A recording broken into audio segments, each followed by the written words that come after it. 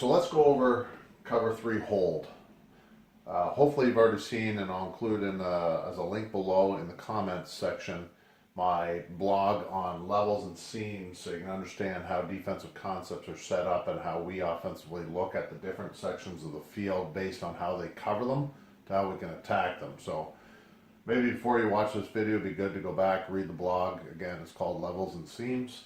But today we're going to talk about the defensive strategy of cover three hold, why defenses do it, how we want to beat it, and the adjustments they'll make to it if they want to maintain this defensive structure to play zone coverage against a 5R receiver set. So we have 3 to the field in this example and 2 to the boundary. Whenever we end up doing this, where we end up getting the 3 out to the field and 2 to the boundary, that means we have 1 running back in the box, a quarterback, and 5 O-linemen. Typically the box should be matched there with either 4 or 3-man front. In this example, we have a 40 front, okay? We have our 40 front inside the box with the Will and the Mac. What we were able to do by extending our 3rd receiver out here is we've expanded the Sam, their hybrid defender, to come out and cover him. And now what we want to talk about is how we can decipher what the coverage is going to be pre-snap read. When we can use pre-snap reads, we can start to dictate what routes are not going to be open based on their coverage scheme. So first thing we always want to do is get back to the acronym that I like to use, which is called SAIL. Okay.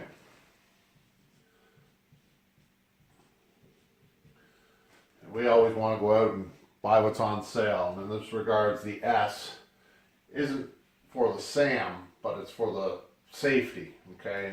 In this example, I always use P for some reason for the safety because we already have an S for the SAM. So we want to know where he is lined up at all times.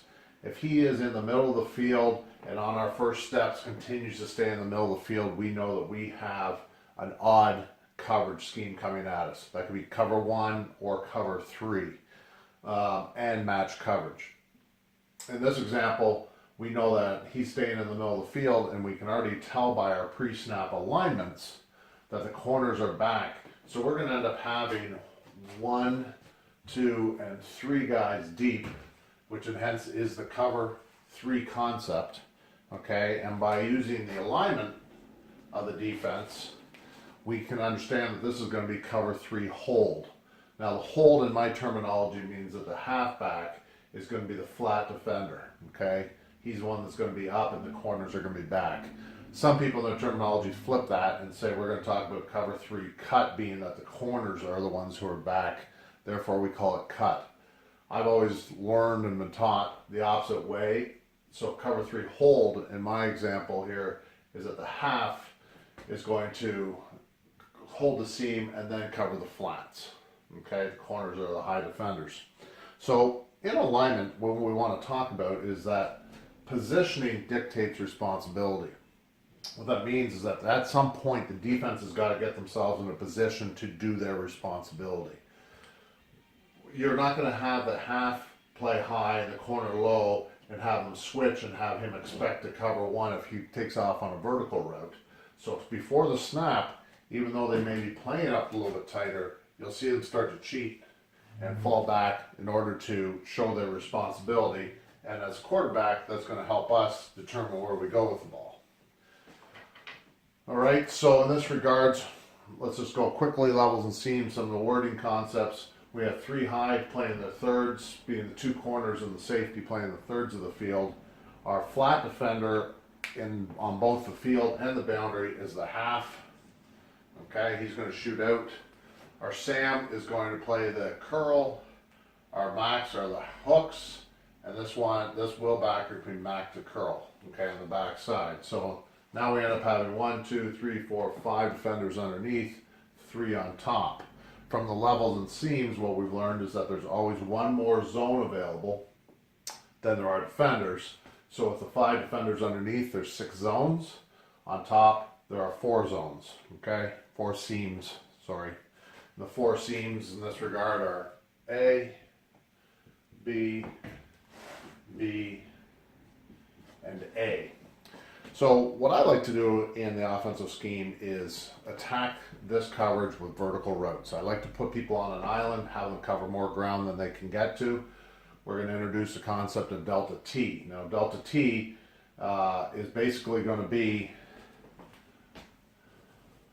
the time in which, the time in which something can get from point A to point B before an object at C can get over to B.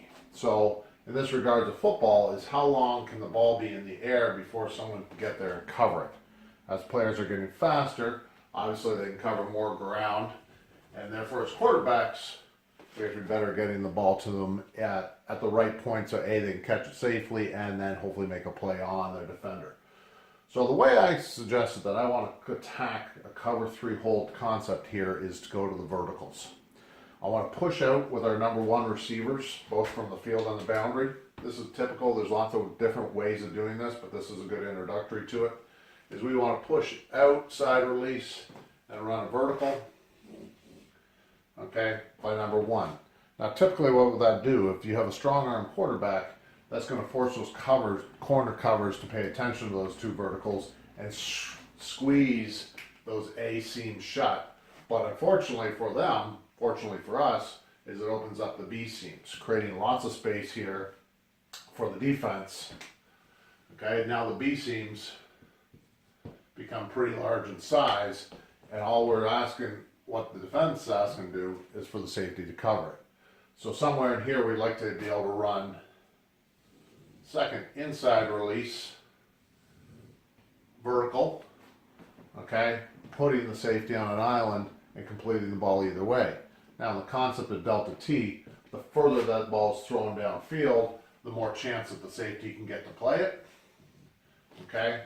So we really want to look to try and complete this ball somewhere here in level 2, okay? That's in history of running this play, that's somewhere between 18 and 24 yards. We get the ball in over top of the linebackers and underneath the safety. It gives him less chance to run range and get to the ball in time to knock it down. And again, as I said, if we can get it in their hands, the sooner we get it in their hands, the sooner they can make a play to get the ball to the touchdown.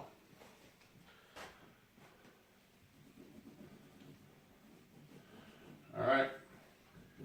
And then a good way to maintain and hold is that we want to take our running back to the flats. Okay, try and hold the level 1 defenders low with the flat routes, have the vertical routes push off level 3 with the safety in the corners, and then drop the ball in level 2 to these 2 vertical routes with the safety trying to cover 2 guys. So the vertical route package is a great way to attack cover 3. It doesn't have to be this simplistic. You can find different ways of getting the same advantages of routes that might maintain and hold the corners, okay, and still end up putting the safety on a split. But let's just start with this concept of 4 verticals. We have 4 seams to run up against 3 defenders. So in this regard, if the quarterback gets back and he can hold the safety, as the quarterback drops back and he confirms that he stayed in the middle of the field, and we know that these guys have gone off to cover the outside verticals, he can hold him to a seam and hit the other one, or vice versa. So then what do defenses now do to stop, to help eliminate those seam routes? Okay, they're going to play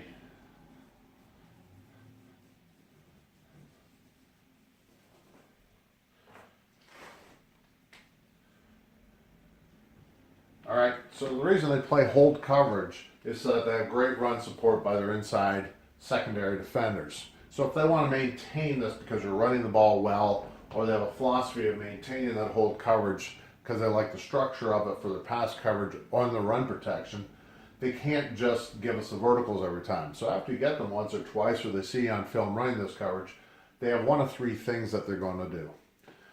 Let's start outside first. If you end up having a quarterback who doesn't have a rangy arm, in the Canadian game, this is a throw from this hash to that hash is nearly 45 yards. It's about 43 yards. Okay, that's a great deal of distance. And then you add on the vertical route to it. That's a long throw. So you'll start to see that defenses, if they don't appreciate that this throw is achievable, they're going to have this corner sheet to help in on that seam. Okay, realizing again with Delta T, by the time the ball goes from point A all the way out here to point B, he can make a play on either ball. Okay, so that's one way, is to have your corners come in and split the difference to help support the vertical inside seam routes. If you are strong enough with your arm, okay, if you are strong enough with the arm and you're keeping the corner defenders outside, the second thing they can do, and this is really what's changed in football in the last little while, is that we just don't run to the spot anymore. The halfbacks are asked to protect the seams for longer until they are influenced to cover their zone.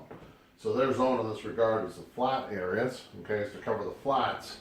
But until they have anybody cross their face and start heading towards the flat, they'll hold the seam and then attack.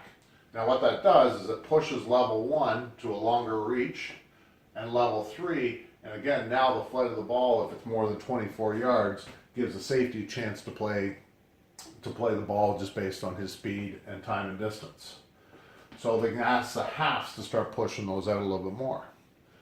Now if you do that, and that really means that you've left the flats wide open. So if you take really good advantage of throwing hooks out to the flats with a different combination of routes, and then the halfback has to buzz out and get out to those flats sooner, that means he can't protect the seam.